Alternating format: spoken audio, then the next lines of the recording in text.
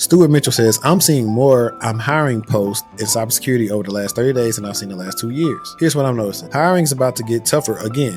If you're a company, what worked for your hiring strategy in 2023 or early 2024 may not cut it in 2025. Watch out for the AI-generated resumes. This is the first hiring upswing since tools like ChatGPT became mainstream.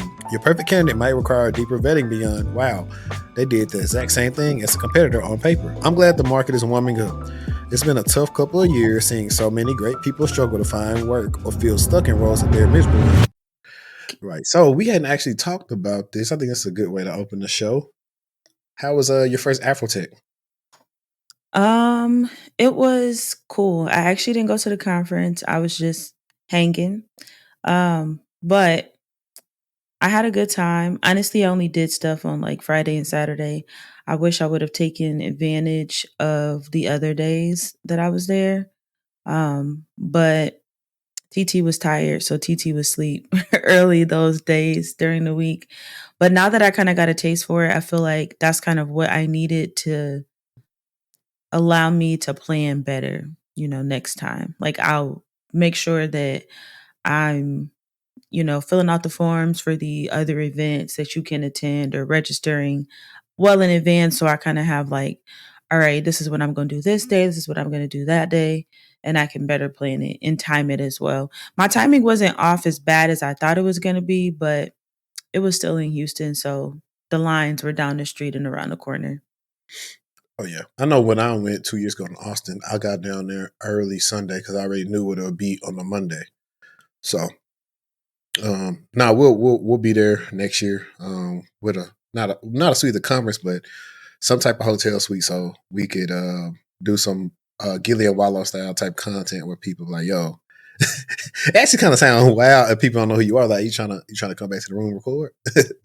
I seen someone doing pop the balloon edition. I'm familiar with her. I know Yep. who it is. I saw it. I was like, y'all doing too much.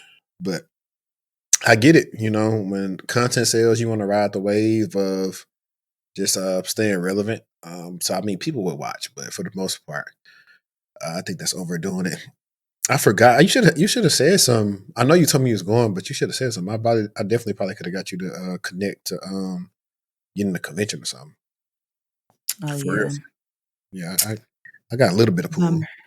Everybody's Bummer. that's the sucky part. It's like almost not.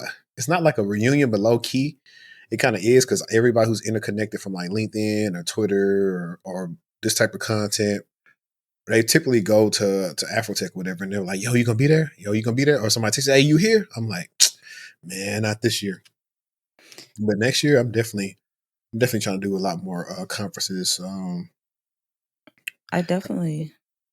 I was able to see a lot of people in cyber. Not necessarily well, I guess I would say put a face to name. Not that I actually had a lot of conversation with folks, but I was able to pinpoint and spot a lot of people, especially women, that are in cyber. So I thought that was pretty dope instead of just virtually seeing folks all the time. I was going to say something else. Oh, if anything, I can't give a take for the content because I didn't actually go to the conference. But if anything, I think it was very refreshing for the culture, just to kind of be around, your community, people who are either doing what you're doing or interested in doing something similar to what you do. I thought it was very, very refreshing. And I think that if you don't even go to the conference, it'd be dope just to come hang out, hit a couple mixers, just see some folks and be able to chit chat. No, that's for sure. I know, like,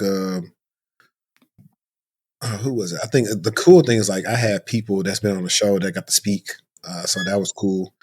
And I put on Morgan DeBond's post on LinkedIn. I was like, "Yo, I want to speak next year," because I've already pitched to speak. So I'm just like, "What I got to do to speak more?" So all in all, I'm glad people had a good time. They're the naysayers.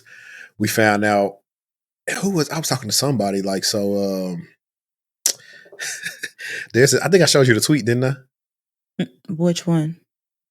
So me and my boy was going back and forth about he was just being he's like, to me, Clyde reminds me of like the tech version of Charleston White because he'll always make people uncomfortable with his takes, but he's typically always saying a lot of stuff that people may be thinking. Let me see.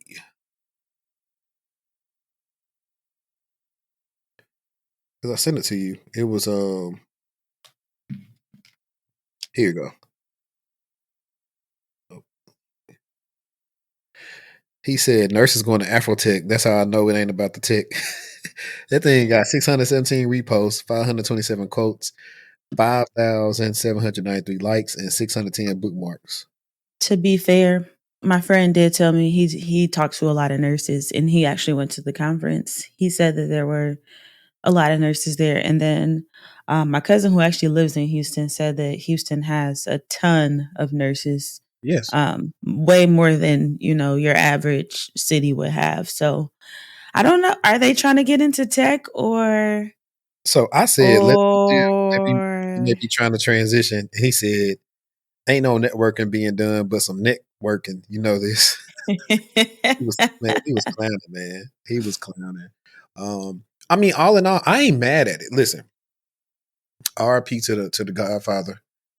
He would always tell the women, like, hey, you want these successful men, but do you know where they be at? So the women was like, hey, I know that's where the successful men gonna be at. So I mean, hopefully maybe got another AfroTech love story. It's pretty, it is it what it was is. men out there on the same tip too, Oh yeah, for sure. it's always like that. Yeah. And then the thing that people were trying to tell people is like this is just not an AfroTech thing. Like literally, any conference that's what it's on. Like if you go to them vendor parties, they be like if people go back and listen to the episode I did with Greg Richardson when he was talking about back in the like 10, 15 years ago with them having the drugs and everything at the parties and going hard in them tech parties at these conferences. So I don't want y'all to think like this is just something like AfroTech related because it's just popular. It's a thing to talk about that week. A lot of people who have never went, don't have no aspirations to go. They just making content on it. It's one of them Chris Brown's how you gonna hate from outside the club when you can't even get in type of moments. I think people are so hard on Afrotech too. At the end of the day, you know how it is when we get together. It's not going to be like it is when other folks get together. So I feel like there's no grace for that. There's no space for it. I love being able to see like us just really thrive and flourish in our natural elements around, our community. Like I said, I can't speak for the content, but all in all, I think someone told me or I seen somewhere they had there were about 35,000 people who were in Houston for the conference. So that's just like a ton of people, Yeah. a And then large group.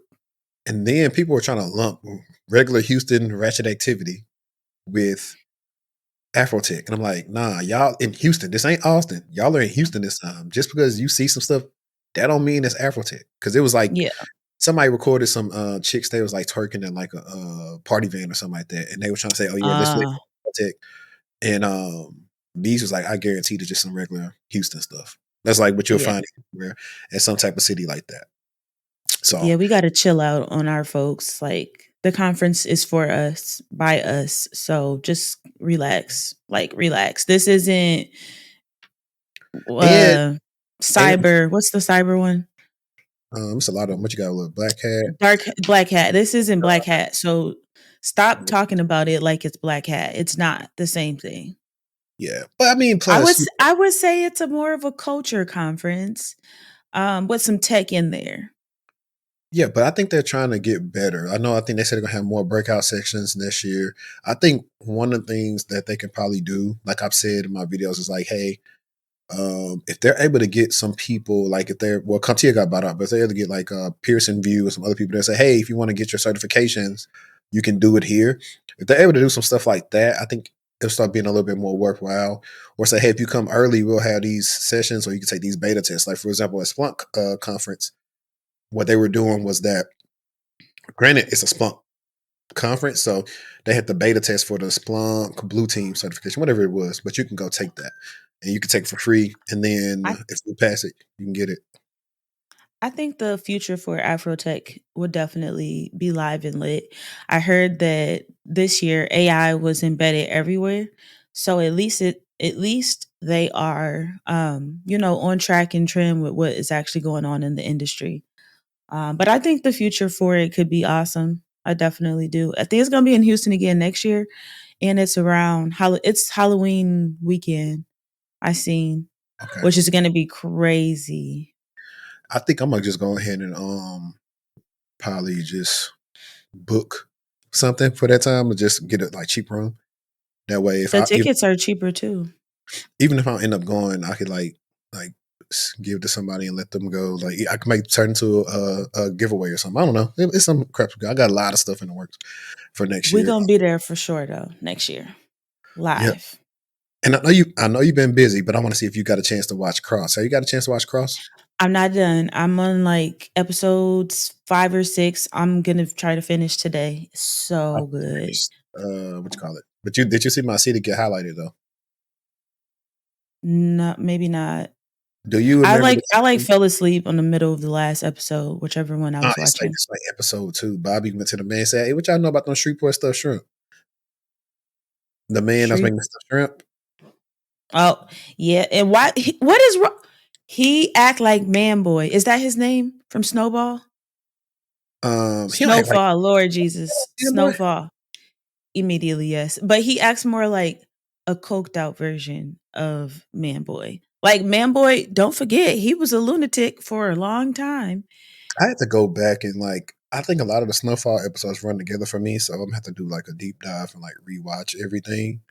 I was Um, sitting I was watching them with my wife and I was like, I'm scared of him. I feel I'm like li- I'm he literally made me uncomfortable. Even just watching him on TV, I was like, I don't even know what I would do if like I was in someone's presence and they was acting like that. It was too much. But he played that character so well, so I think well.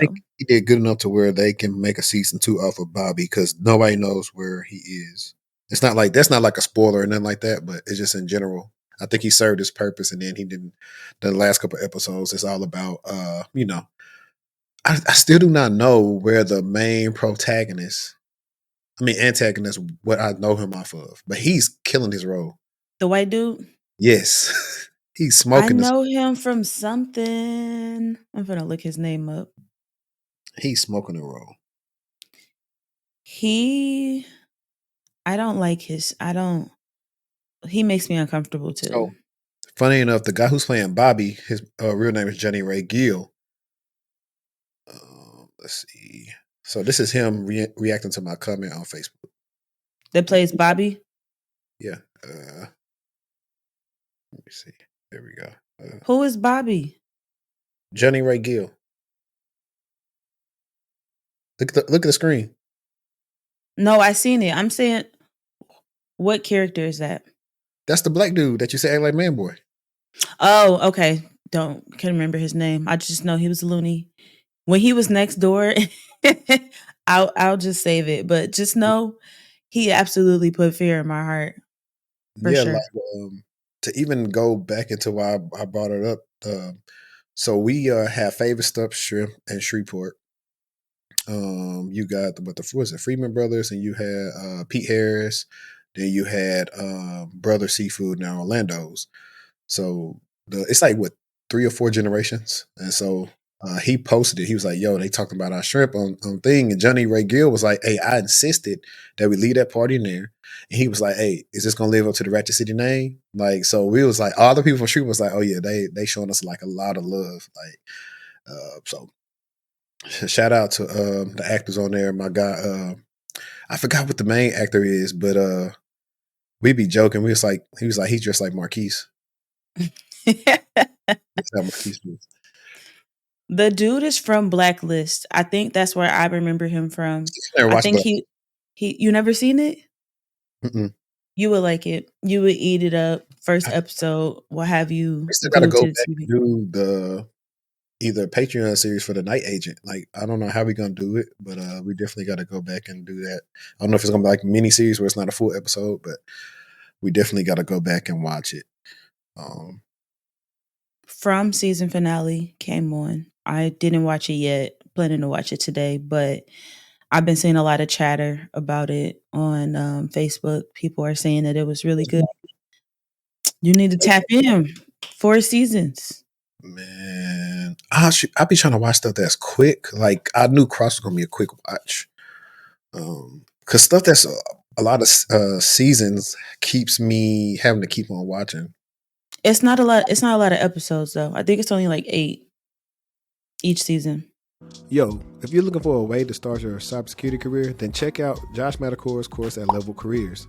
He has a great cybersecurity course targeted for beginners, very affordable, and if you're familiar with Josh Matacor, he's also a brilliant YouTuber and puts out a lot of helpful content. So here are some of the reasons why you can choose cybersecurity: high demand, job security, competitive salary, work variety, and fulfilling work. The national average salary for information security analysts is $113,000. Overview of the course: theory introduction, security refresher, security frameworks, security regulations and standards, security operations signals. Then you have these great labs with Azure, logging and monitoring, Microsoft Signal, secure cloud configuration content. So if you're interested in that course, click the link in my bio and use my code to get 10% off your course.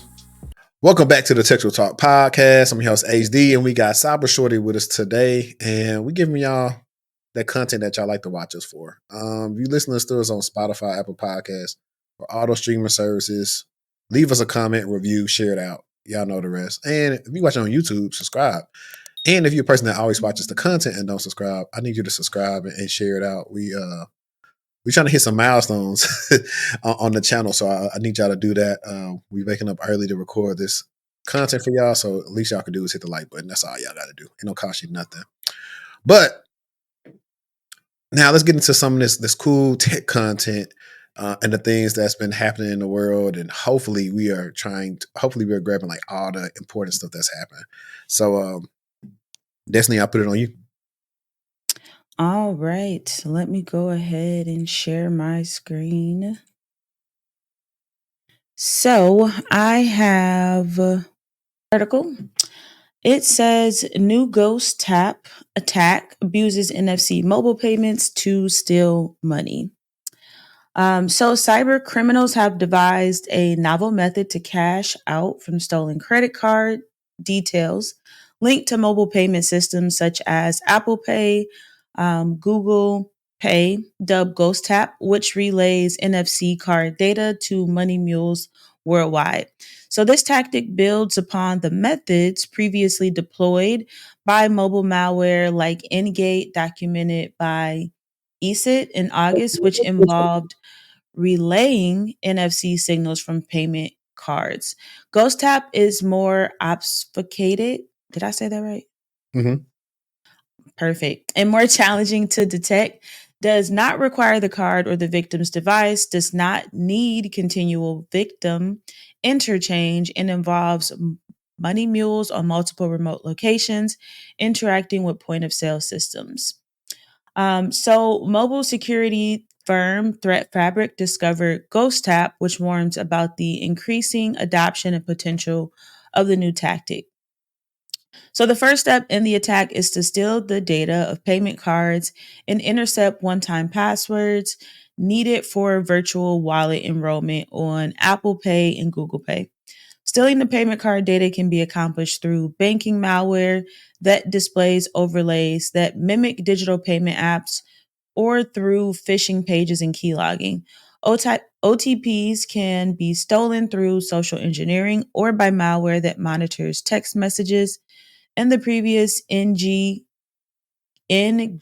based attacks, the victim needed to be tricked into scanning their card using their device's NFC system using specialized malware that guided them through this process.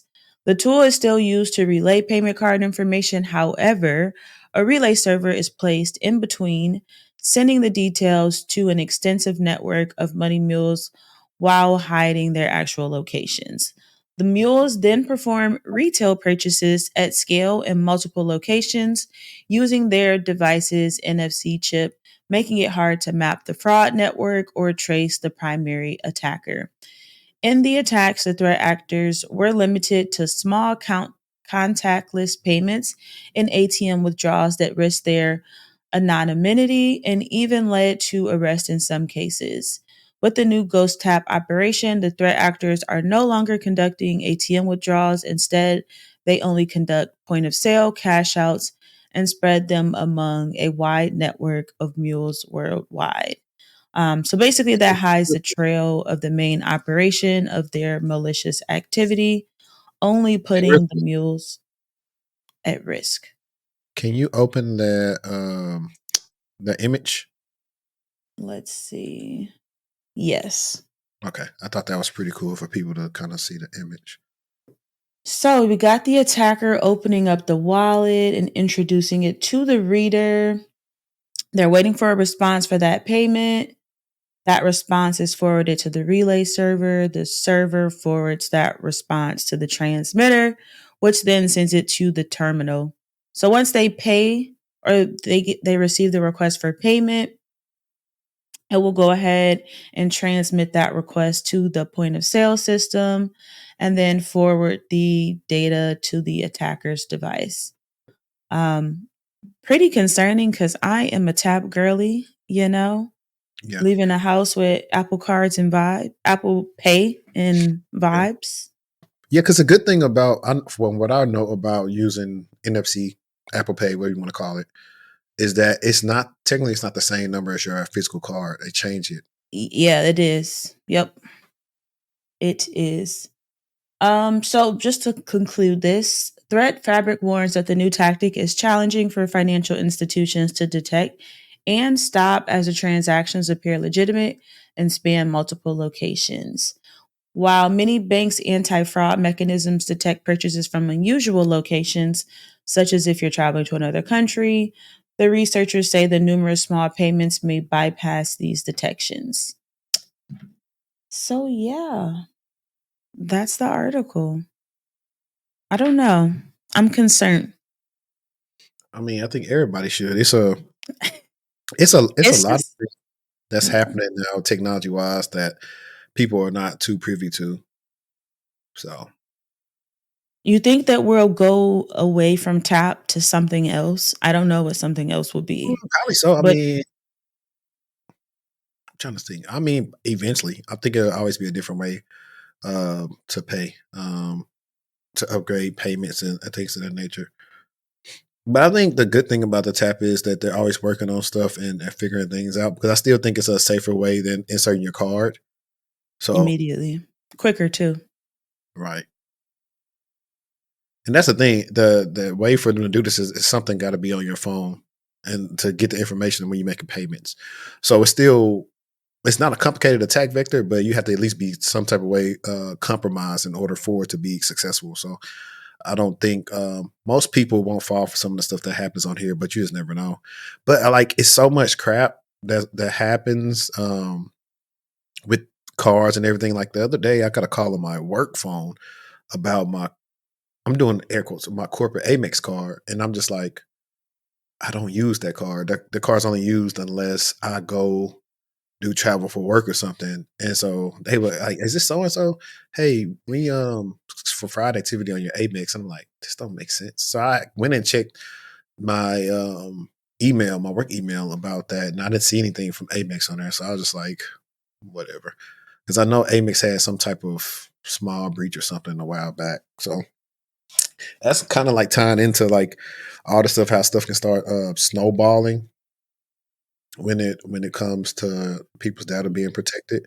Now, And, just think about if you were like in a panic, oh yeah, like where or that could have taken the situation. If you were like, "Oh my god, freaked out." Not saying like you weren't. Obviously, you took a look into it, so you gave it some consideration. But like, what if you were in actual panic? nah, for real. But like, think about what if this was the beekeeper? Like, think about how they got her. Ooh, they got her good. They got her good. They got her good. They got her so good she killed herself. Yeah, because that was a lot of money. And at her age, explaining that out was sick. It was just not going to be a good situation. Hmm. Side note, I don't know if the viewers really got a chance to see my shirt right here. He doesn't even go here. You know, Giselle says that like all the time. I'm like, I, this lo- is I, movie right here. I was always that, planning to wear it in person, but I was like, "Bump it, I'm just gonna put it on because I don't know when I'm gonna get a chance to wear it." Um, But let me, it's a classic. yeah, it is. I've been watching like this is random, but for me as a millennial parent, I actually try not to let my kids watch as much as the new cartoons.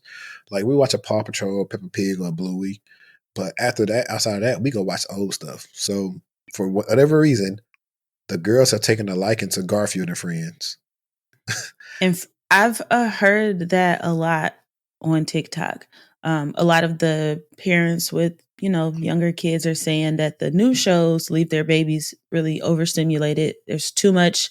Um, I don't know the word, but the scenes are just too fast, too quick for the kids. The colors, all of that good stuff. Yeah, that's what. If you're a new parent or about to be a new parent, like don't introduce your baby to Coco Melon because that's literally what Coco Melon does. Oh my It's too gosh. fast, but it will have your baby just watching it the whole time, and don't give them a. If you give them a tablet, don't let them have access to it. Speaking of my little, my child, that's definitely my child. I'm like, okay, I might have to go ahead and put you in some cyber boot camps. We have taken YouTube off their tablets, like the app YouTube Kids. Because it's funny, it was some other TikTok video I saw the other day where I guess some type of video snuck on YouTube Kids where it's like a dragon telling kids to go kill themselves or whatever. But it's not on there. So they normally just have like these education games on there to play. So one day I'm walking out and I'm hearing a show or something that I'm like, this don't sound like some on one of them apps. What's going on? So the oldest was on Safari and figured out how to go YouTube on Safari and was watching YouTube. And I was like, where you learn this from? So I pretty much mitigated that, but I Ugh. was just kids are like kids gonna be kids the same way Okay. around them proxies and stuff in high school. So I was just like, man, that's fun. All It you was gotta know is what the little logo look like, and right. easy. It have you noticed, 2 questions. Have you noticed them being calmer watching older shows? And the second question is do they watch, did they ever watch Gracie's no, not Gracie's. What's the lady name? Miss Rachel. Yes, yes. Yeah, we started. So I mean, we started everybody out kind of with Miss Rachel because I mean, um, my first daughter, she didn't really go to school and stuff like that. So like a lot of people started their daughters, or I mean, our kids off watching Miss Rachel. They felt like they weren't talking enough, or whatever, and it was almost in a sense she's not a licensed, speech pathologist, but in so many ways it did help out a lot. Uh, so, and So she got Miss now, Rachel's allowed in the house. yeah, for sure.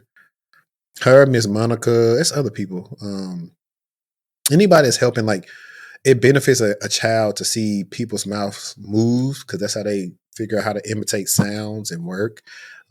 Also, if your child is not, this is I know it's a tech show, but like I said, if your child isn't talking by a certain age, make sure you have a good pediatrician that's telling you look into things. Like my second daughter, she's been to speech probably the last couple of months because she had a tongue tie, and we should have went to a specialist that told us like the tongue tie was worse than what it was. The pediatrician is not a specialist in that, so they just and was like, we don't know. The dentist was even like, you probably need to get that looked at, and we should have did it more. And what that means is based on how big or thick it is, it can prevent the way that they can do their tongue, and it will, what's called mess up the way that they start talking. And so they'll talk around ways they do versus what they would normally do if their tongue moved up and down like that. So my second daughter is getting used to moving her tongue in different ways. For 3 years, her tongue was a certain way, and that can make it hard to communicate. Like you'll Is see her it like, huh? is it bad enough to where they wanna snip it? No, I got snipped. I Oh, had to okay. get. Oh, so she's learning now to Hmm. utilize it. Gotcha, gotcha. Yeah, so there's that. Because what made us look into it more was like they immediately told us Josh had one, and it was affecting him eating early on. So we got his done like ASAP, like when he was what 2-3 weeks.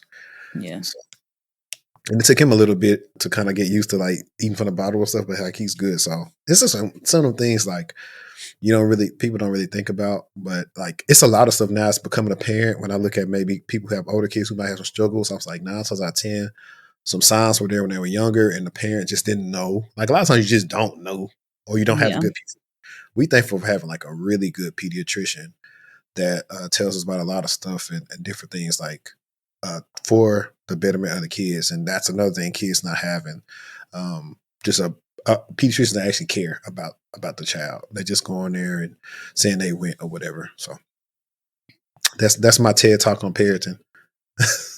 I'm pretty sure it'll change throughout the years as my kids get older. Yeah.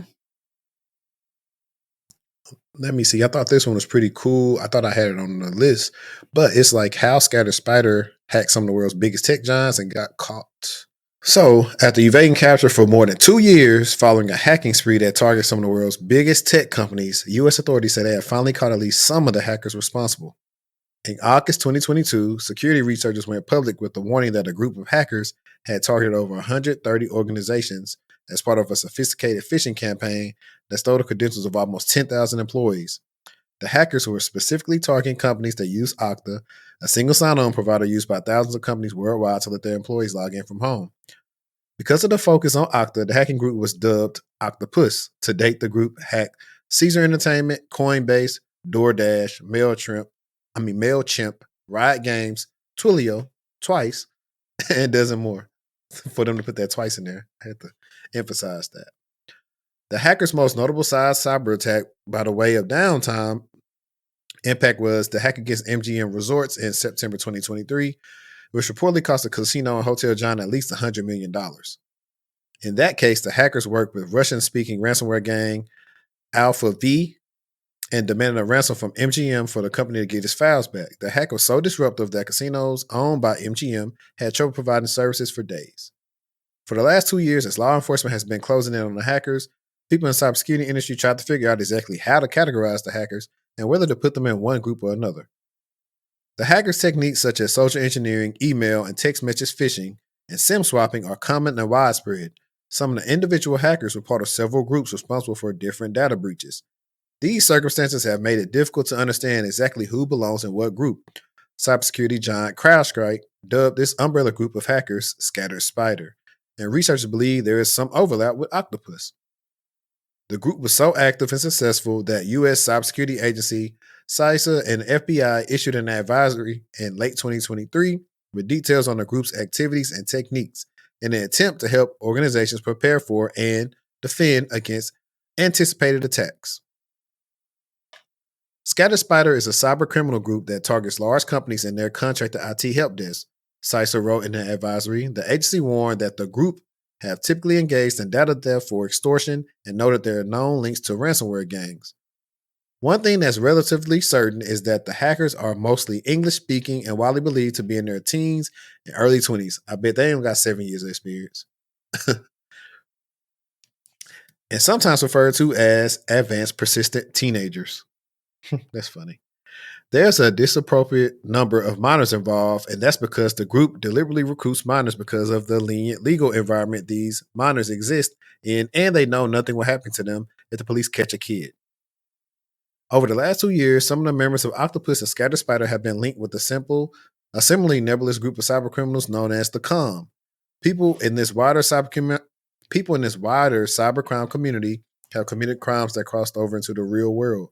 Some of them have been responsible for violent acts such as robberies, burglaries, and brickings, hiring thugs to throw bricks at someone's house or apartment, as well as swatting, where someone tricks authorities into believing there's a violent crime happening, triggering the armed police unit to intervene. While born as a prank, swatting is known to have fatal consequences. After 2 years of hacking, authorities are finally starting to identify and charge members of Scatter Spider. Man, they got a lot going on here. In July, UK police confirmed the arrest of a 17-year-old in connection to the hack at MGM. In November, the U.S. Department of Justice announced that it had indicted 5 hackers, Ahmed Hassam, Eldon El-Badoui, I don't even know how to say that last part, of College Station, Texas, Noah Michael Urban, 20, of Palm Coast, Florida, who had been arrested in January. Hold on, we got somebody in Dallas. Evans Onyeka Osibo. Did I say that right? Yes, and I wonder if that is an African name. I think it is. It's probably Nigerian. Yeah. I don't mean Nigerians, but it seems Nigerian. Joe Martin Evans, 25 of Jacksonville, North Carolina, and Tyler Robert Buchanan, 22 from the United Kingdom, who was arrested in June in Spain. That's crazy, like how close is this hitting the home? You got two First of people. all of the American names is crazy. The age ranges. I like how they said advanced, persistent teenagers. That cracked me up for sure. Me too. And they're Yeah, not that old, yeah, clearly. and So, that's the like you said, they don't have 7 years of experience. right. And I think that's the whole issue when we come to hiring in cybersecurity. It's like, why are you requesting all this experience for people to get in when people who are breaching your systems watched a couple of YouTube videos and learn some stuff, and they are breaching your systems much faster without the experience. And I guarantee these kids, they may get into a little trouble, but they're going to get hired somewhere because of their knowledge of working with crime, like cybercrime units. Yep. Because we know they're not the heads of it; they're kids. They probably was saying, "Hey, we'll give y'all $1,000, $5,000, however much." It's not. They weren't getting a lot of money because they're kids at the time. Like, I think the oldest person in this gang where they got roped up was 23. No, 25. I like the dude from Jacksonville was 25. So they make out a family. They probably getting the most money. What's funny is I had that same article. Really? Yeah. Yeah, And I had it saw it talks last more night. about that one. It talks more about the Evans guy.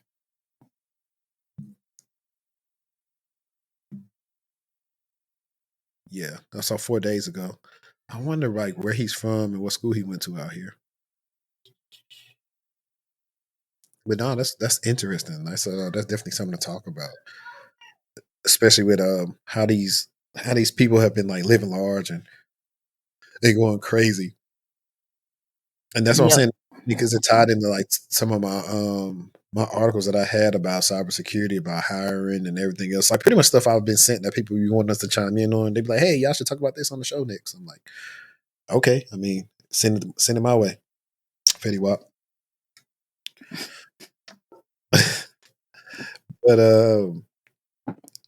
I don't know. I like stuff like that because I think we're not telling y'all in the group that Threat Intel was debriefing everybody on what we talked about a couple of weeks ago with the laptop forums and the Koreans and stealing people's Yep. identity.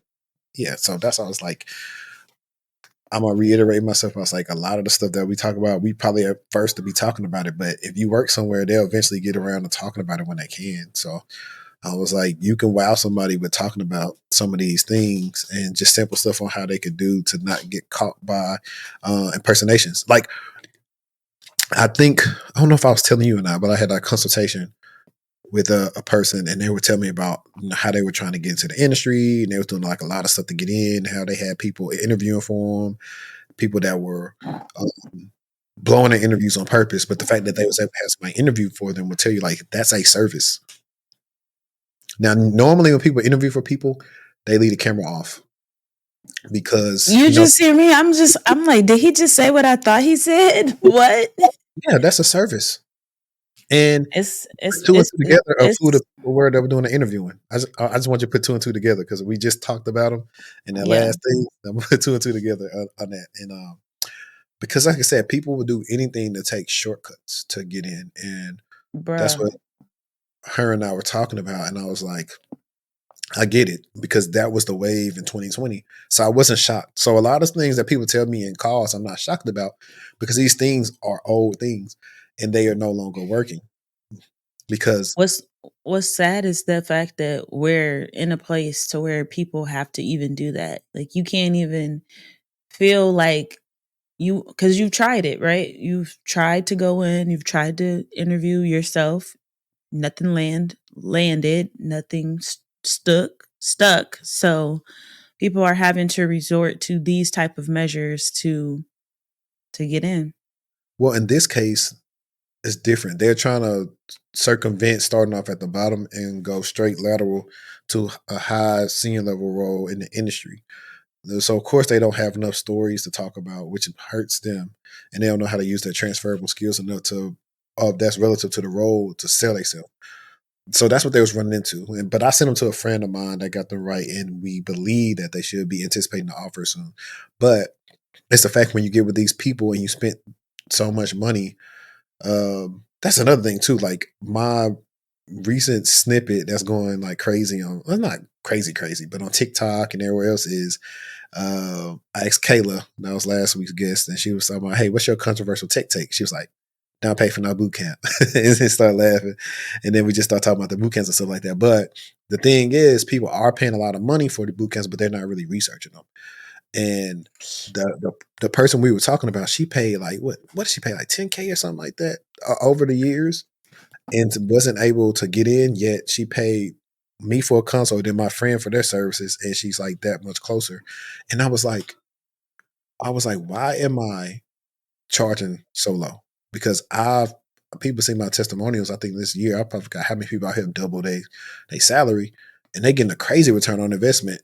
And I ain't charging nowhere near no 10K, and you get better results. Man, I was I just just got in distress real quick when you just said that, because it is people who are out here taking out loans and borrowing money and taking money from their 401k to try to get somewhere, and they get nowhere. Like, oh my god, the thought of paying, like, I know this is not I pray this isn't happening, but like the thought of paying $1,000 to learn Security Plus, or what, I'm just throwing that out there as no, one. no, But no. like That's the thought of paying 1,000, even $500 for some, y'all, please just ask somebody before you start.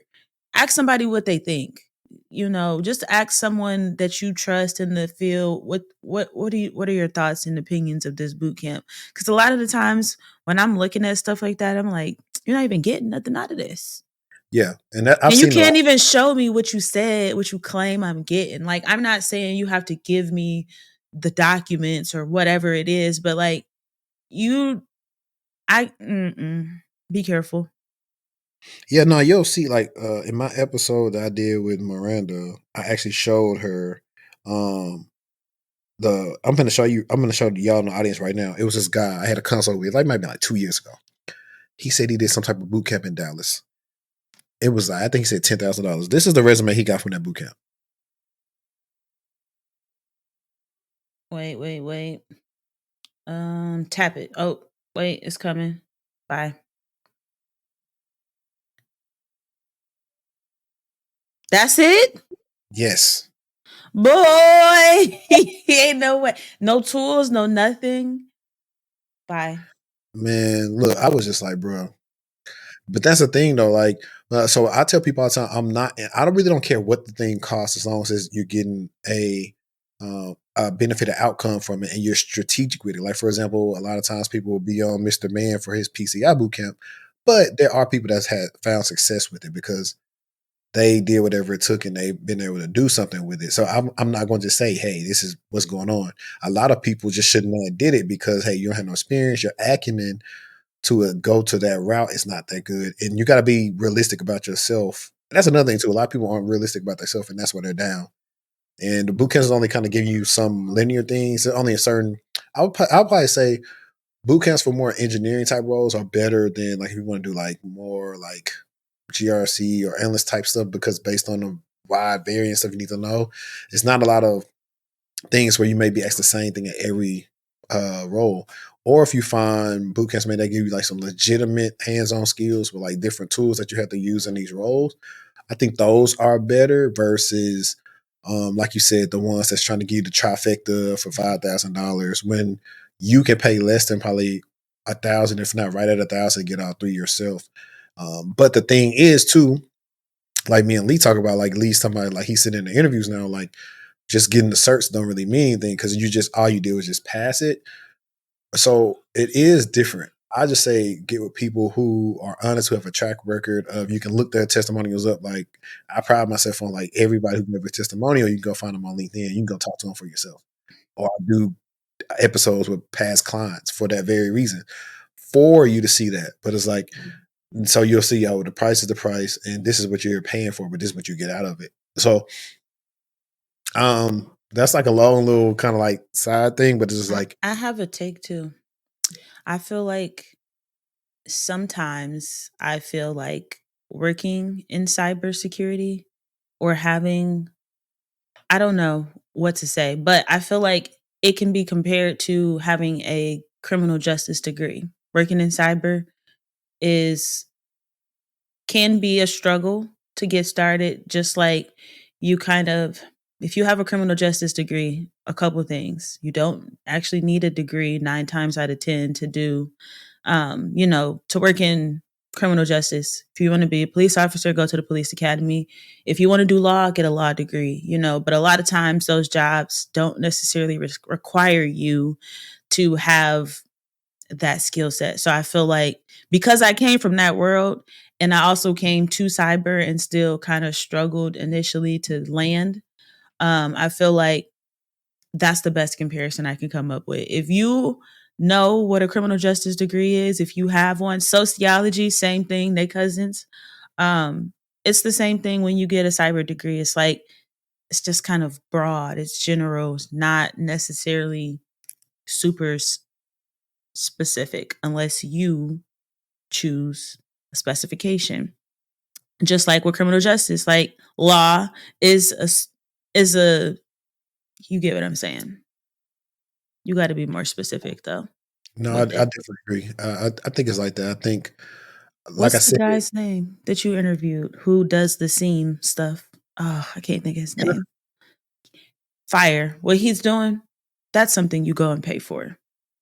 yeah, That's I a like skill I said, set you can actually gain and utilize and talk about in the interview.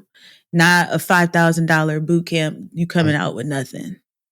yeah, exactly, or stuff like this, whatever. Even that, and we talked about. We told people to be leery of just thinking because a college slaps their names on it that it's a good boot camp. That doesn't necessarily mean it is. I got all type of people that were in those comments.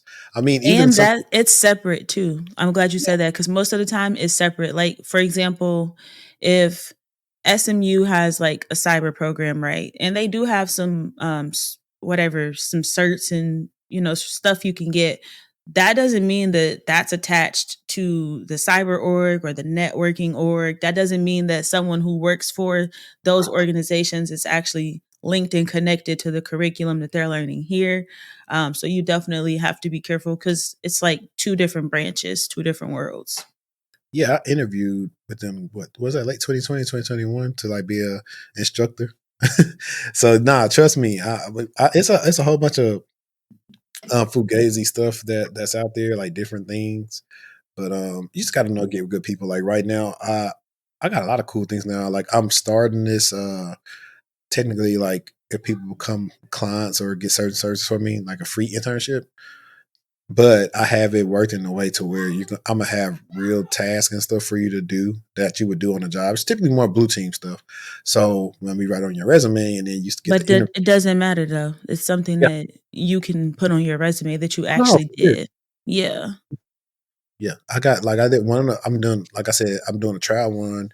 And one of the clients was like, "Thanks for actually showing me this because I wanted to go this route, but now I'm much more interested in like sim engineering because I had to go set up my own Sentinel instance and I had to do this and put these logs in here." I'm like, "Yeah, I'm showing you different things that I'm not really helping them. They'll ask me questions, but I'm not really helping them with it because this is going to be foundational building for you in interviews when you talk about when they say, 'Oh, you got a home lab?' Yeah, I built out this, and so I had to do this, and I went here, and I put this there, and I learned how to do this there. So you're going to be pretty much selling yourself like, okay, you're a self starter, you don't need that much help. You've been able to figure all this stuff out." And I was like, Shay, and I'll show them like, "Hey, you even can demo it if they let you in the interview." I'm like, "Look, this is what I got going here. Here are the rules I made. These are the tickets I did, or these change tickets, like all different type of stuff that I've accumulated like over this decade of experience. I'm going to input into them so they could be better than the average person who just went and did try hack me and stuff. So I'm gonna show you the skills that go along with like working because it's not so straightforward that all you do is do your work. You got to interact with people in the business.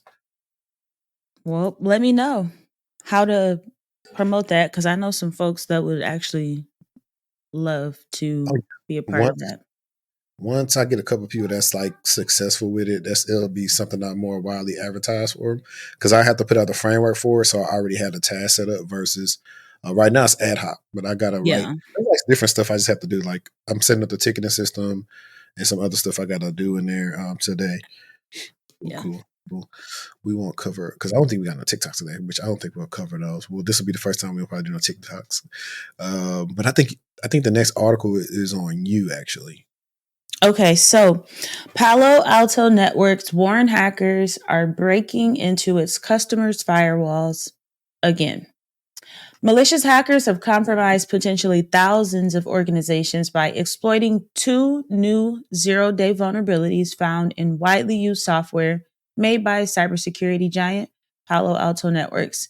Security researchers at Palo Alto Networks um, said that they have observed a limited set of exploitation activity related to the two vulnerabilities. In PAN-OS, the operating system that runs on all of Palo Alto's next-gen firewalls, the bugs are considered zero-day because the company has had no time to release patches before the bugs were exploited. The company said it observed exploitation of the two bugs, including CVE 2024-0012, which allows an attacker with network access to the management web interface to gain administrator privileges, while the second bug, tracked as CVE 2024-9474, allows an attacker to perform actions on the compromised firewall with higher root privileges. When these vulnerabilities are used together, an attacker can remotely plant malicious code on affected firewalls with the highest possible privileges, allowing for deeper access to a company's network. Palo Alto's network says attackers are now using their own functional exploit chaining the two flaws together to target a limited number of device management web interfaces exposed to the internet. According to the Shadow Server Foundation, a nonprofit organization that scans and monitors the internet for vulnerability exploitation, hackers have already compromised more than 2,000 affected Palo Alto network firewalls by leveraging the two recently patched flaws. The nonprofit found that the highest number of compromised devices was, of course, located in the United States, followed by India, with hackers also exploiting firewalls across the United Kingdom, Australia, and China. Palo Alto Networks declined to confirm how many firewalls have been compromised when asked by TechCrunch. U.S. cybersecurity company Arctic Wolf said this week that its researchers also observed hackers exploiting the two vulnerabilities as early as November 19th to break into customer networks. Upon successful exploitation, we have observed the threat actors attempting to transfer tools into the environment and exfiltrate configuration files from the compromised devices. It looks like Palo Alto Network did release patches for those two vulnerabilities and urged organizations to patch as soon as possible. U.S. cybersecurity agent CISA has also added the two vulnerabilities to its known exploited vulnerabilities catalog, which orders civilian federal agencies to patch their systems within a 3-week window. According to researchers at the security firm Watchtower Labs, who reverse engineered Palo Alto's patches, the flaw resulted from basic mistakes in the development process. Yikes. Yikes, yikes, yikes. The second thing, vulnerability that's been going on with the Palo Alto firewalls this year. Yeah, the gag is that it's not just 1 0-day, it's 2. Yeah. One is bad enough. One is bad enough. You add another one to the equation, yikes. It's a little spicy over there. But one thing I like about Palo Alto, they're pretty good at letting you know, hey, we got this vulnerability going on. Here's the workaround. Funny enough, these are things that you're asked in interviews. Hey, how would you mitigate a 0-day exploit that you know that you're vulnerable for? Like, what would you do?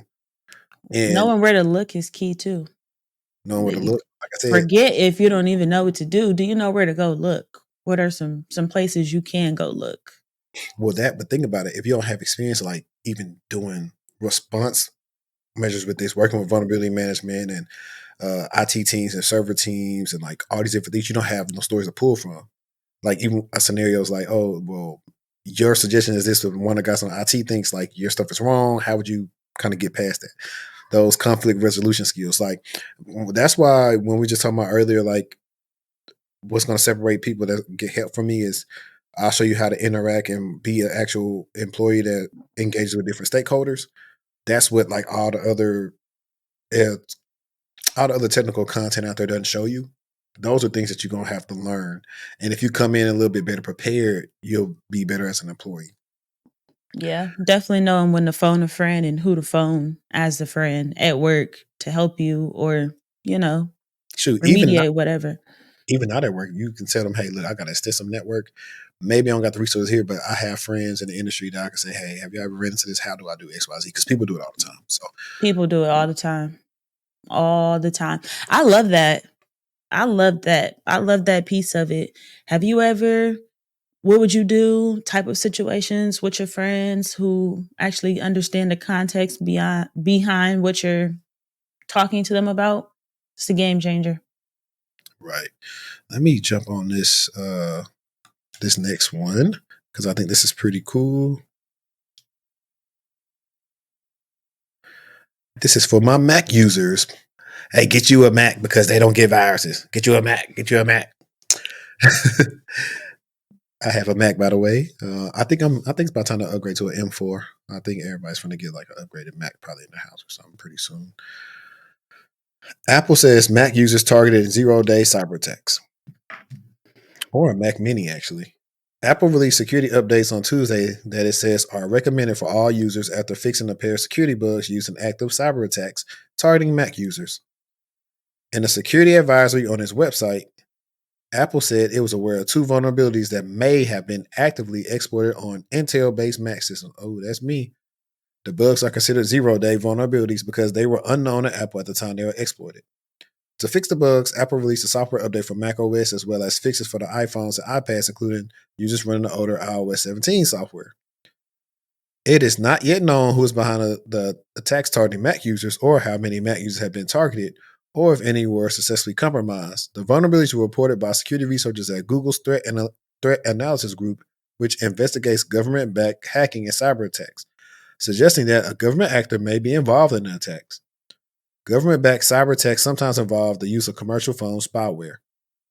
As for the bugs themselves, Apple said the vulnerabilities relate to the WebKit and JavaScript core, the web engines that power the Safari browser and for running web content. WebKit is a frequent target of malicious hackers who target the engine for vulnerabilities as a way to break into the device's wider software and tap into the user's private data. The security advisory says the bugs can be exploited by tricking vulnerable Apple devices into processing maliciously crafted web content, such as a website or the email, to trigger arbitrary code execution, which can allow the planting of malware on the target's device. Users should update their iPhones to iPads and Macs as soon as possible. Apple did not comment when contacted by TechCrunch on Tuesday. So that was a short article, but yet informative because I did with so many. Well, first of all, guys, let me show y'all. I went back to Android, and I'm always telling my friends, hey, please update to iOS 18 so we can have good conversations and not have SMS and You MLS. can, oh my gosh, update your phones, please. Not even just because of that. Just update your phone. I know. That's the thing. People do not update their phones. And I'm like, Like, I don't have no space. what? I don't have no space. Like, it's a thing. Let me see if I got it in here that you can use. So here it is. No, that's not it. Is this it? Okay, so if you run out of space, I got this like thing from SanDisk. If you got the old phone, you plug it in like this, and now you can like put all your photos and stuff on it, and you can keep it like that. Like there are ways to mitigate all this space stuff. So I was gonna say something about vulnerability. Working in vulnerability management, it is like trying to catch rain. It's like you are outside in the middle of a thunderstorm trying to fill up a mason jar. And that mason jar is like the stuff that's like really, really important, but all of the rain around you also matters as well. And you need to do something about that as well. It's the vulnerabilities never stop. They never stop. They never stop. stop. No, seriously. They don't stop coming. And it's like as soon as the team patches what you give them, then here goes some more. And even on top of what you give them, there might be some 0-day stuff that you need to make top priority. So we talk a lot about vulnerabilities and stuff, but it's really tricky working in vulnerability management. It's really tricky to stay on top of every Tuesday. Patch Tuesday. So it's a lot. It's easier said than done for sure. And even still, you have to, depending on what the culture is, a lot of the times you are, I don't want to say arguing, but like it's some tension between what you're telling folks to do and what they want to do, because they don't want to do it. They don't want to patch the systems. They don't want to buy a new server. They want to keep doing what they've been doing. So it's just not easy, smooth sailing. Oh, Okay. I got it. I got exactly what I was going to say. Did you get a chance to watch that video I sent in the group of the Tanium, from the Tanium channel, where he was talking about breaches and how they've been happening and stuff? I watched some of it, but I didn't watch enough of it.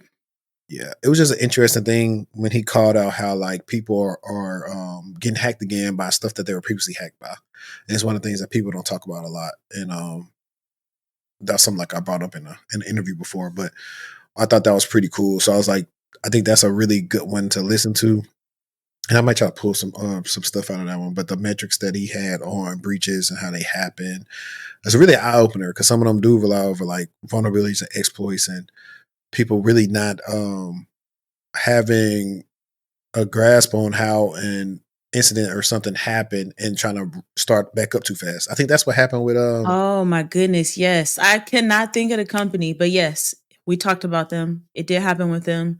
They came back online way too quick, yeah, and then they I got forgot. knocked down again. Hmm. Yeah, because it's like I don't know. Like I said, that process was pretty cool. Like we went from like, hey, when you get legal involved, when you how do you questions like, hey, when you working with legal and the board of directors, who you finna succumb to, or how you gonna work with them, how you gonna figure out how to mitigate that on when y'all want to put out the information. So it was cool scenarios. I have another good one. This is the cyber attack at the French hospital.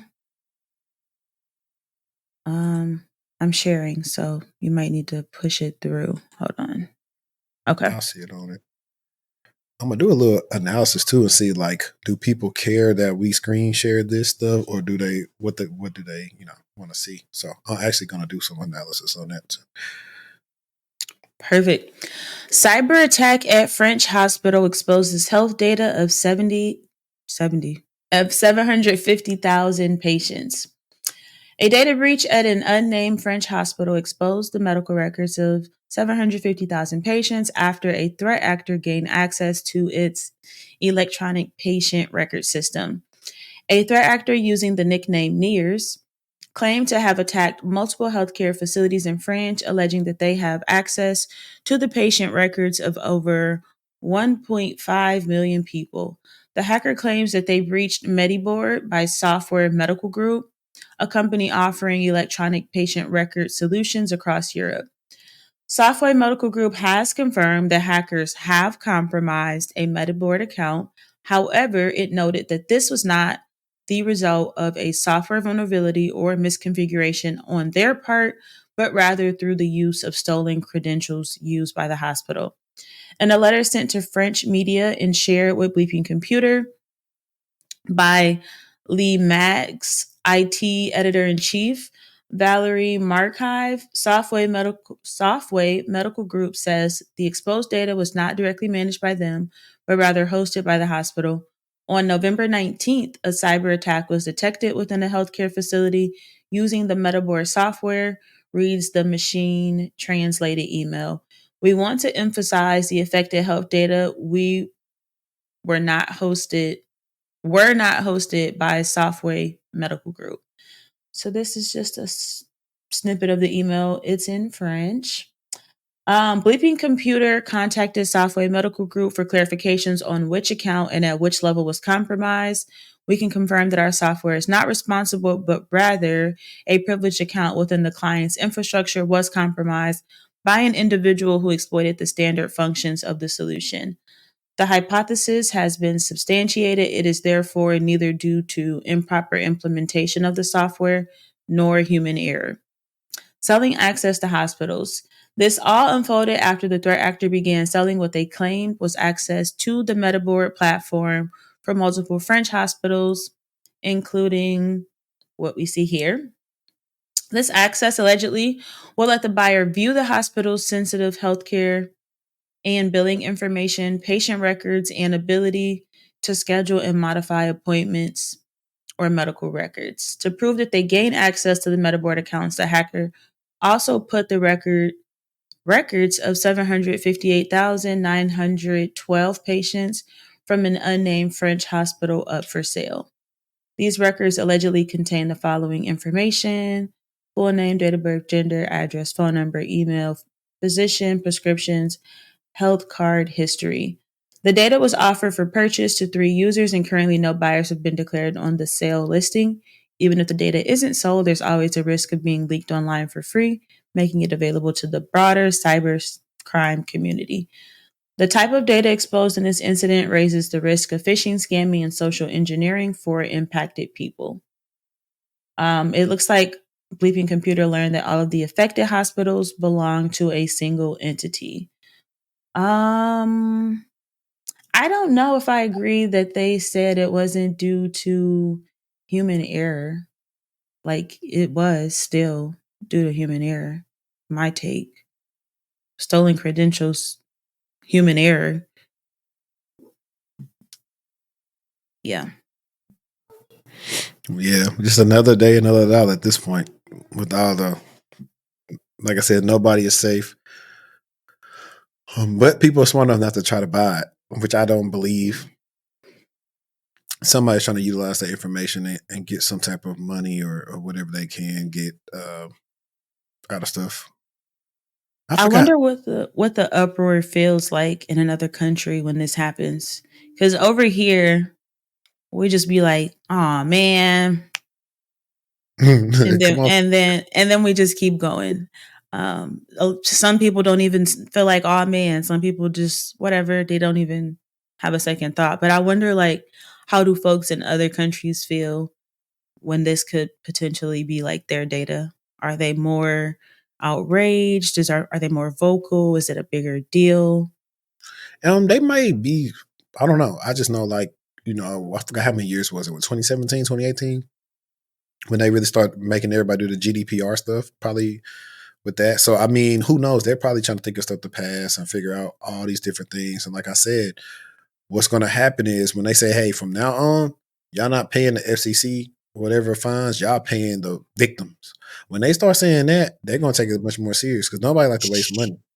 But I'm like, if y'all can get breached, y'all getting everybody 10 racks. And I Because now, feel like back in the day, you can pay for your own like credit monitoring, like as accessible as it is now. Now, exception to Credit Karma, Aura, Norton LifeLock, all these other different services, you can get them through work or you get them for a very low price. Like, so you offering me credit monitoring don't mean nothing to me. I could do it myself. especially I want to know how many people actually utilize the credit monitoring that they're being offered after they have been after that's what I'm saying. Ever. No one people barely even open up that mail because it's coming from someone that you probably aren't, familiar with by name. And because it's just one of them things that a checkbox, hey, if you get breached, you got to offer this, you got to do this, you got to do this. So people like, bro, y'all only doing this because they said y'all got to do it. There's no real benefit. Y'all not ramping nothing up. Like one or two things gonna happen. Either they start paying people or people are like, no, but next company that get breached my information, everybody, we going somewhere else.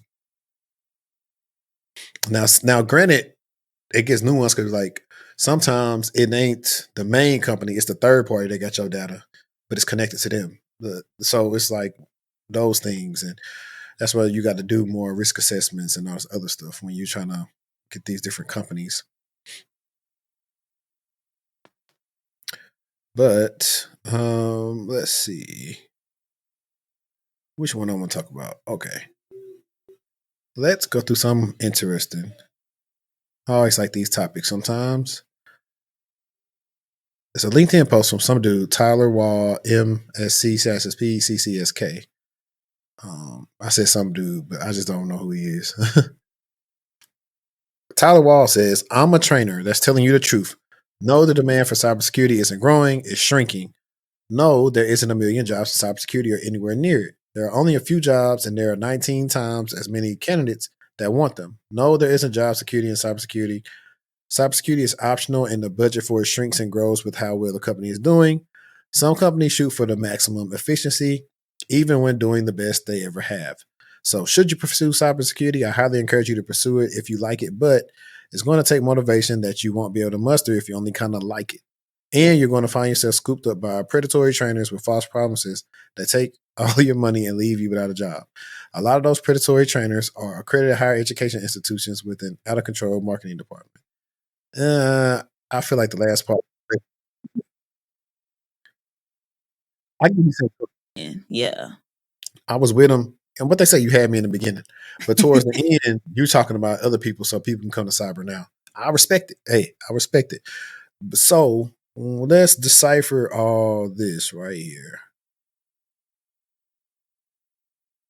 There, I believe this is true because I've did, and I can show people right now.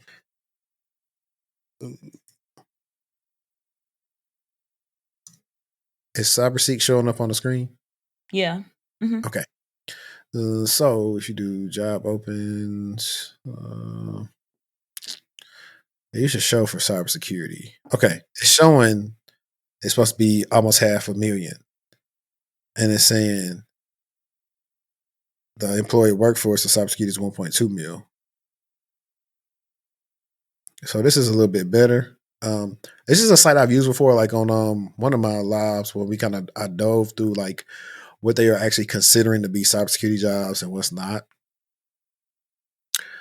So let me see if there's anything I could click on that shows. Oh, okay. So I don't know where it's getting the data from, but this seems like kind of believable number. But the only thing is, like I said, I know for a fact all of these are not actual jobs. Are straight cyber, strictly cyber. From when I looked through this site before. I don't think that there's a million jobs either, so I agree with that. Let me see total job openings. They changed it a little bit. Let's go state level. Let's go Texas. So this is for Texas. Now this seems believable. 579. It does seem like that. I don't think there's a lot of cybersecurity people in Texas. I think that's why when they come here, you got a better shot because if you already got a skill set. Me personally. So it's pretty interesting though. I don't know how to. I haven't went through the site in a minute, but it gives you these little pathways and some training providers. So I actually like this site. yeah. So let me see. This Houston. Let's see. We go Dallas.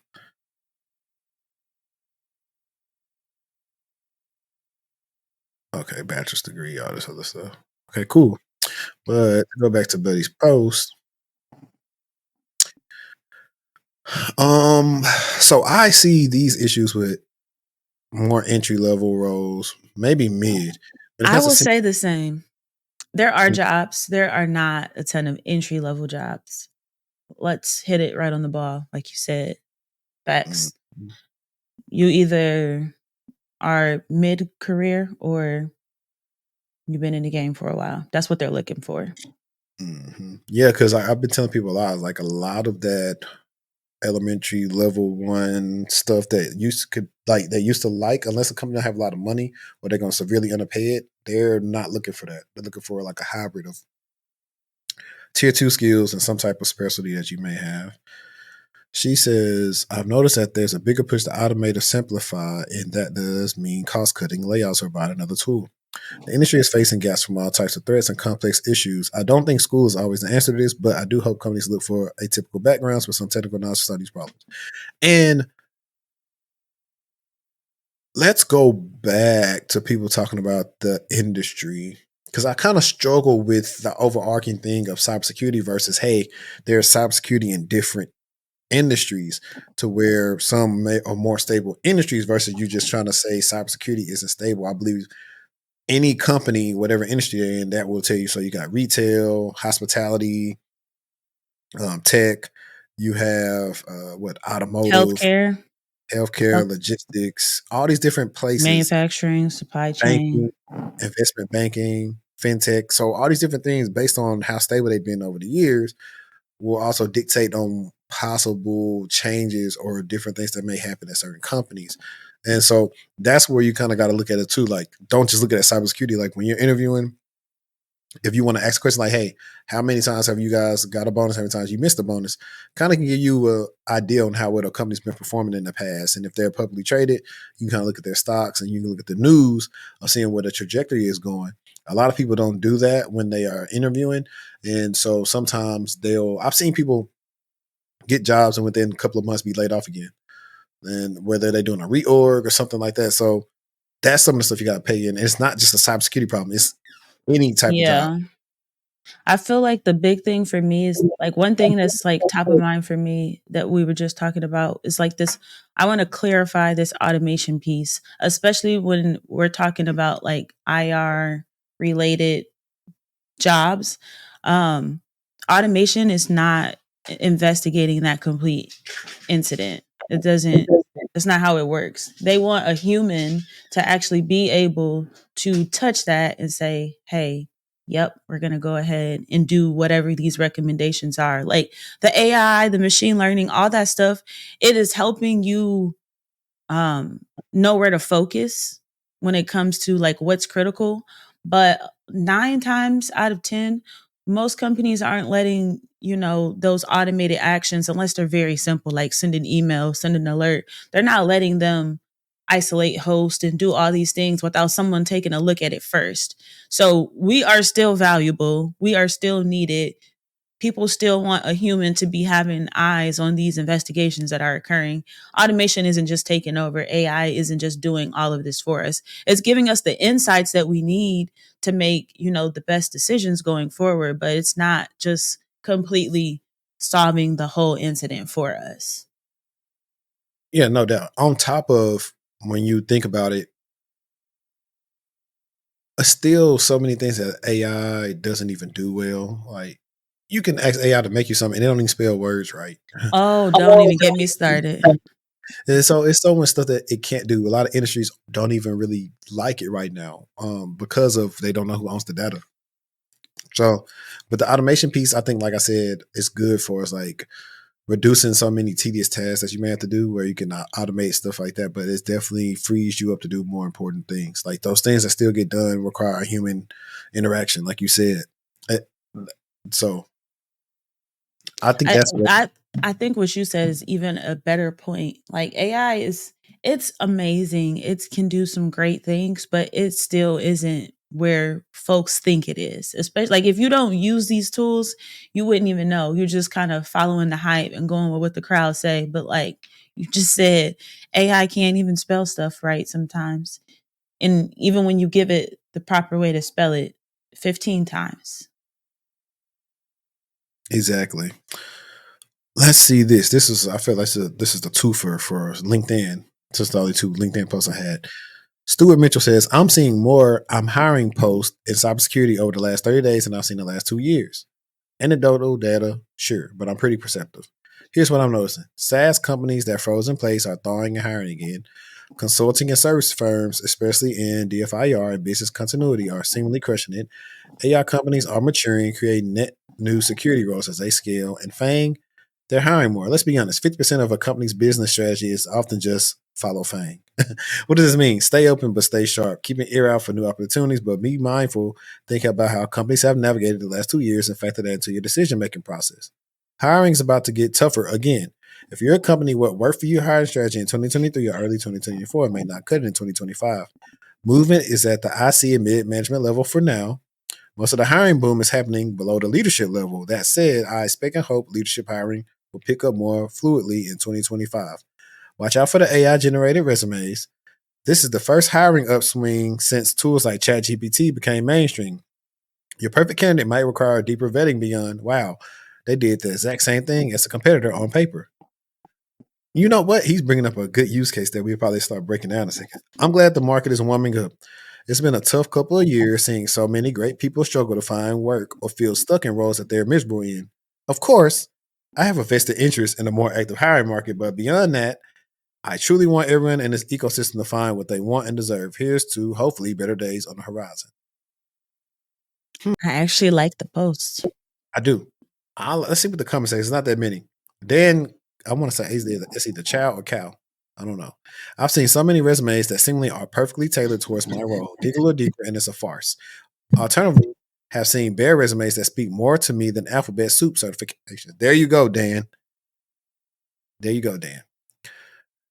Kevin C. Remote roles are up too. A month ago, I would see 11.5 to 12K remote roles listed on LinkedIn, but now it's been a steady 13 to 14K. Lewis Singleton. It's been an interesting few months, but generally speaking, GTM SaaS roles on the up. Already seeing the competitive landscape shift already with candidates having multiple ops again. My advice, change your perception on how you offer. It's quickly gone from what's in it for you to what's in it for them. Excellent insights as always. This is the entire market, not just cyber. I think companies feel comfortable hiring at the election between the stock market going up and jobs opening everywhere. I agree. Companies would be crazy not to see this as an opportunity to build their cyber teams. Okay, yeah. Help me understand the logic behind. I don't understand the logic behind a company hiring because the election is over. Is it because like they're in their head, they're like, this candidate is more, is more in line with what I want to do, some or of where that, we see them, but most of it's business oriented, like crypto and stocks and everything's been going crazy since the election and the winner was announced. They remember that person was more so for businesses and cutting tax rates and stuff like that. So, like, when we talk about these things, one person, if they're going to make more cuts to the companies, that means the companies has more money they can hire people with. When you tax the companies higher, that means they're going to cut costs in some areas to where they may not be hiring as much. It's always a catch-22 with everything.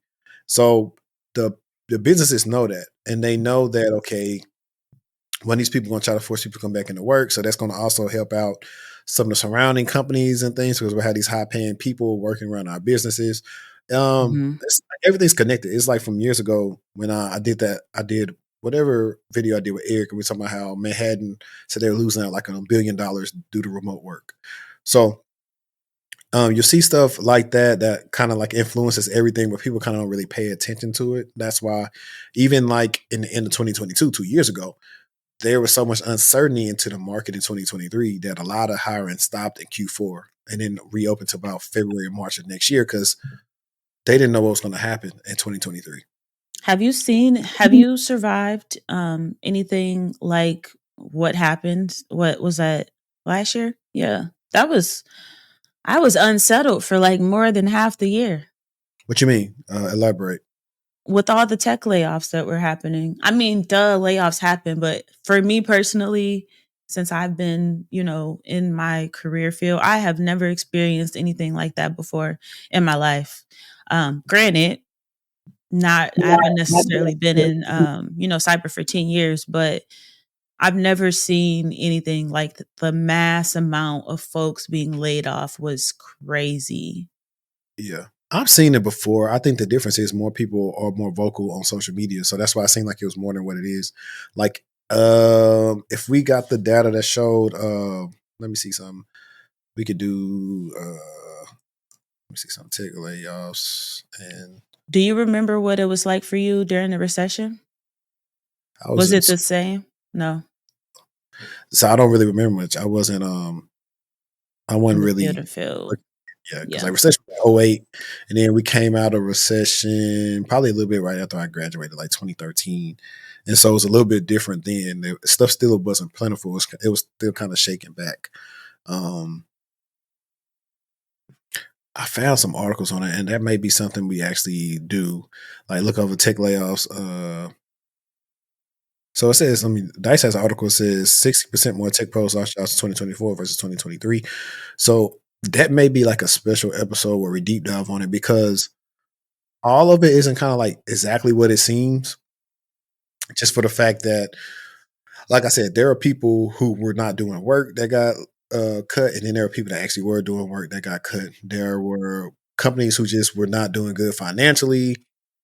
there were companies that were doing good, so they felt like they got what they needed. It's like a lot of nuances when it goes into that. Or maybe they're trying to prepare for something so they can right size, or they're restructuring. Like I know for us, it was like ours came out of left field. Like at McAfee, we thought McAfee was doing good. We literally just had got a brand new SOC built in that building and off headquarters in Preston. And like I said, you come in late January to them saying, "Hey, we laying people off," and we're kind of like, "What? We thought we was doing good," but we don't. That's so. I'm gonna tie it back into something I said earlier. I was naive then. I knew that we got so how I initially got hired. Technically I worked for Intel for about a month. Then it transferred over from Intel to McAfee. Well, during that time, McAfee was bought by some private investors because they wanted to make it profitable again and do some other stuff. So at that time, I'm naive because I'm thinking everything's going to still be going as it is. They're going to try to get the money back. I didn't know that, hey, this is a new acquisition. This might come with some cuts. And that's what happened. So knowing that, I didn't understand at that time. It's like this came out so left field. And it's kind of one of those. I think, did I put it? I don't know if I made a post about this or whatever, but I was talking about like people getting laid off. And most everybody probably get laid off maybe once in their career because it's just one of them things that happens. And I think now it might even be more than once in your career. It might be a few times with how things are going now and the way that the industry is like just pivoting, but it's turning and really quick, really sharp, really fast. so that's why I was saying pay attention to certain industries. Like I know my industry, they may have layoffs sometimes, but it's not a lot. It's a little bit, or they're right sizing, or but I didn't hear a lot about in my industry of people getting laid off. I knew some, but mostly it didn't. You can also tell sometimes too, like when they're just a plentiful of resources. Sometimes you can like kind of thinking back, it's like, man, it's a lot of people. Are all of us really busy? Like when you start kind of thinking about that, it's like, are we lean? Like, Yeah, I think we should maybe do an episode. I think maybe we should do an episode on like some signs that you should be on the lookout for. Like if this starts happening at work, then you know that could be an indication that your position could potentially no longer be needed. Like I know I was in a role and they didn't know what we were doing. They literally didn't know what we were doing. They were like, "Yeah, tell us what you're doing." Not because I was like, I don't think that's good that you're asking me what we're doing. I don't think that's a good. And that rogue ended up getting eliminated. yeah. I mean, I know. I think when I was working at what was that? Was that JPMC? We were just having to let them know, like, hey, what are we doing? What's our team do? A lot of people didn't know what my team did. So that is a thing. Like, hey, And that's not good. it's not. But to focus on something real quick, when they talk about the AI resumes, that goes back into the North Korea thing with the IT workers of saying, hey, when you get these resumes, throw them into Google, seeing how much stuff shows up from somebody else's resume to see if it's legit or not. So that's the thing, because you can't say, hey, create me a software engineering resume to apply to a FANG company and it'll look good on paper. And this is why I've been telling people, hey, them days of, your resume just being the NRB all are over, because now based on the level you interview at, you're going to have some stories and be able to have some skill sets to think outside the box. If you don't have no stories to pull from, you're going to be tough sledding and you're just going to have to network your way into something. And the stories when you are they want you to talk about stuff that they know is actually typical to happening. Yeah. Or like if it needs some stuff need to be relevant to the job. Like I said, if you're pivoting, as long as it's relevant to like what you did there and it would translate over to something you might have to do at the job, is fine. So like the last episode, which I think you'll like because she came from claims, and then she used to do, I think she was an account executive at Lincoln doing something else with a similar like to insurance claims or whatever. And she was telling us about people trying to do freaking what's that thing you get, short-term disability and long-term disability fraud and stuff like that. Oh, child, yes. Time after time after time after time. Mm-hmm. Yes. So we were talking about things like that, but she was saying how She was able to network. She like, because everybody in the comments, they're not listening to the video. I say, oh, so all she had was the Google Cybersecurity Professional Certificate. I'm like, yes, but that's not really the crux of how she got her job. It's like, it really came from being strategic in the networking part and her having a lot of transferable skills to do her role. So, that makes me think about how if I had to go be a claim specialist now, how much better at it I would be, like investigating. mhm. Like I remember I had a guy who fell, and I had to prove that he fell, right? And it got really gritty. Like I was calling all these businesses, "Hey, do you have cameras? How do I go about getting the footage?" And just stuff that, yeah, people can get footage, but your insurance company is looking for stuff like that. Oh, yeah. But if you don't know, right, you're not even thinking about that type of stuff. I'm charged enough. If y'all asked for footage, I would have sent you the commercial, the Life Alert commercial. Help, I fallen, I can't get up. Well, no, we didn't ask them for footage. We don't ask the customer for footage. No, that's what I'm It's saying. yeah. I'm talking about if I worked at the company. Like, if you was the business asking me, I would have sent y'all that. Yeah, but no, like what happens is that they actually they contract another company out to like perform these investigations. So like Mhm. instead of me going to investigate your social media, right? Cuz That's you probably pretty fun, though. Now I think about it, like you get to go put your little secret squirrel hat on and stuff, and but even you being specific in a request on what you want, like what you're trying to get out of the request. Like you can't just say like, "Yeah, I want you to look at their social media." Like, no, customer has blah blah blah, we're looking for signs of blah blah blah. Just like if you were to go have like a physical surgery or something and you're out of work for an extended period of time, but you on Facebook dancing around on that new hip you just got when you're supposed to be relaxing, but you on short-term disability. It's just you're not connecting all of those dots. that's what happened. She said something about somebody talking about they was sick or something like that, and then they checked Facebook and they was on vacation or telling people they was on vacation. Like, it was stupid stuff. It's funny. But people don't But think about that. They're like no one who doesn't know is thinking my insurance company about to be looking for me and seeing what I'm doing. Someone with, more knowledge is thinking that, but most Mhm. people aren't even considering that as a thought. Right, right. And let me get this last article out of the way. It's one of my favorite companies, one of my favorite tools to use that I always bring up in any interview when I ask about their cloud security strategy. Wiz. Wiz acquires Dazz for $450 million to expand its cybersecurity platform. And shout out to Wiz, man. Wiz told Google, they gave him the big F. Oh, I remember that. Wiz, one of the most talked about names in the world of cybersecurity, is making a significant acquisition to expand its product reach in cloud security. Particularly with developers, it is buying Dazz, a specialist in security remediation and risk management, and according to sources familiar with the matter, this is a cash and share deal valued at $450 million. The price tag is a tad higher than Dazz's last valuation when it raised $50 million on a post-money valuation of just under $400 million. And cool, I need to look this platform up for some more because this is cool. Security remediation and risk management, because this, especially for the cloud, can go into what we was talking about earlier with vulnerability management and different things you got to do.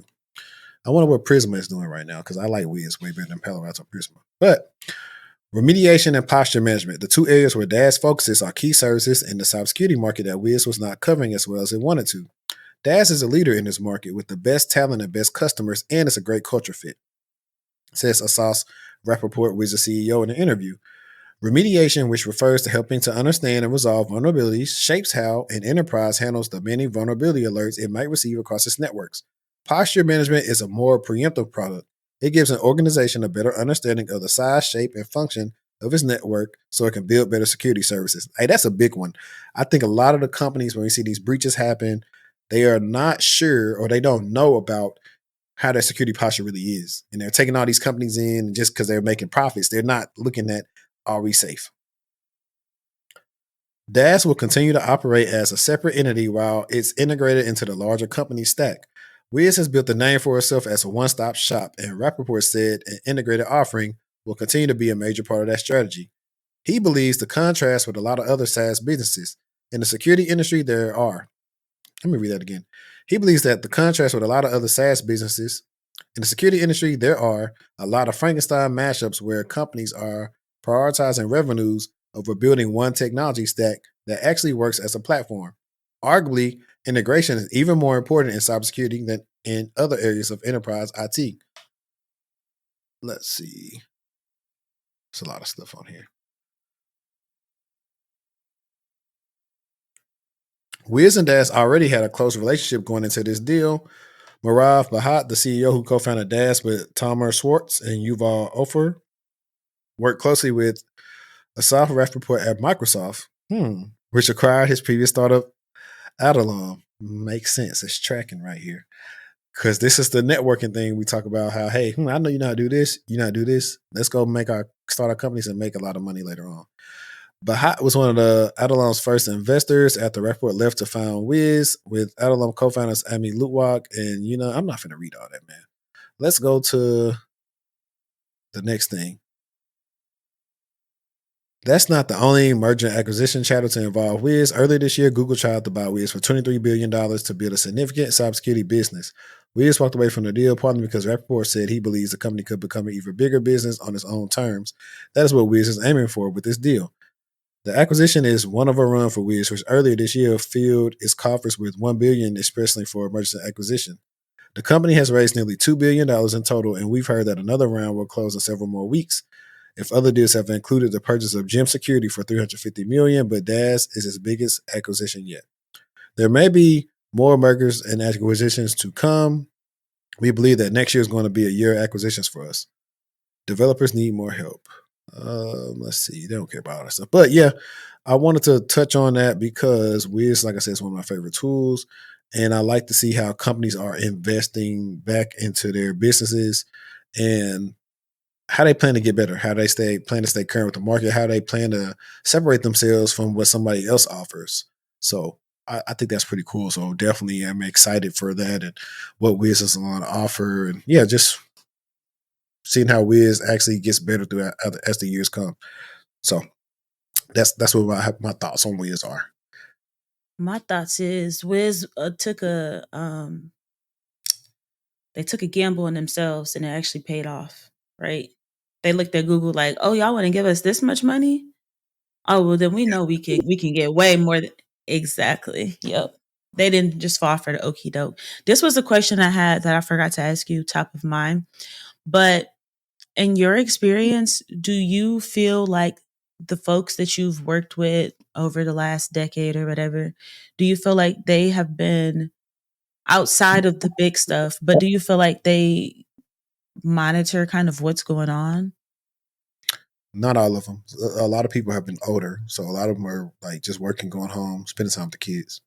Other people who are in those roles where they're having to get new services and look for new products, they are. And then there are people like me who are like anomalies to what we do, stuff like this that makes me pay attention to other stuff, just because it's cool. So, no, to your answer, no, there aren't a lot of people that do that.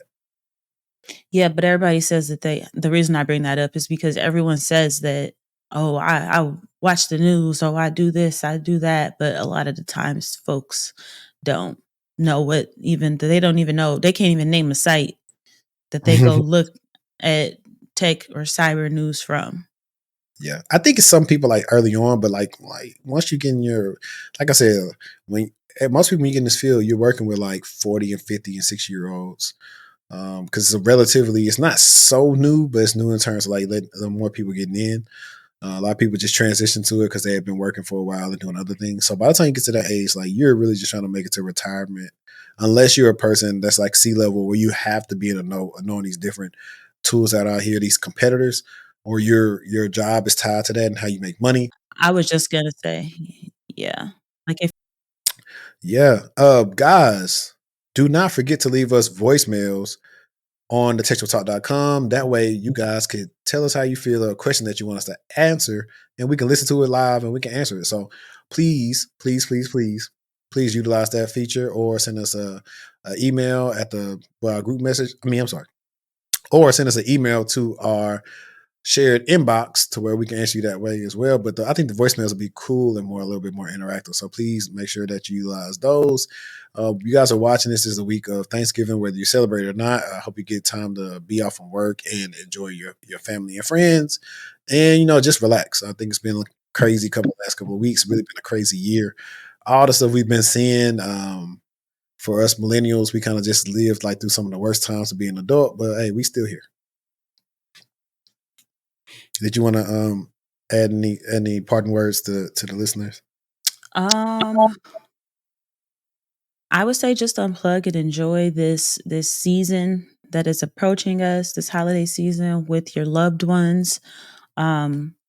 Just it's okay to unplug and unwind a little bit. It's been a lot going on this year, like you said, last year too. So I feel like I don't have anything heavy. Take some time, unwind and unplug so you can come back recharged and you can hit the ground running to accomplish whatever your goals are, that you are actually trying to accomplish. Right. And I do not think, man, we didn't even get a chance to even get into like movies or whatever. So we're definitely probably tied at the next time. I know I recently just let the girls watch Baby Geniuses. Well, it really was watching it for me. So they was watching it with me.